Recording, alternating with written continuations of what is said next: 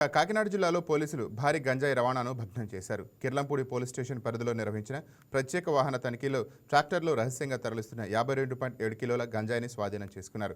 ఈ ఘటనలో ఒక నిందితుడిని అరెస్ట్ చేయగా ట్రాక్టర్తో పాటు వ్యవసాయ యంత్రాన్ని కూడా సీజ్ చేశారు. స్వాధీనం చేసుకున్న గంజాయి వాహనం యంత్రం మొత్తం విలువ సుమారు 23.87 లక్షలు ఉంటుందని పోలీసులు వెల్లడించారు.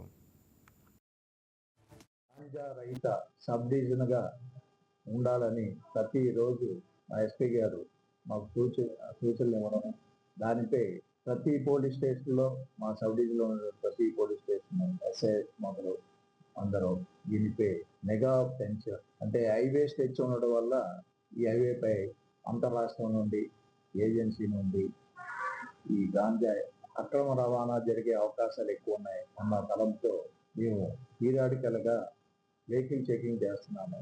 హైవే తుని దగ్గర అవని అన్నవరం ప్రతి పోలీస్ స్టేషన్ పరిధిలో ఎస్ఐలు వారి సిబ్బందితో ఇది ఒక నిరంతర ప్రక్రియలాగా చేస్తున్నాం. అందులో భాగంగా ఈరోజు 6/7/2026 కిర్లంపూడి ఎస్ఐ గారు జగ్గంపేట సిఐ గారు వెహికల్ చెకింగ్ చేస్తుండగా అనుమానాస్పదంగా ఉన్నటువంటి ఒక వెహికల్ అంటే ట్రాక్టర్ అది ఎండుగడ్డిని రోల్ చేసే మిషన్ వెనకాల పెట్టారు.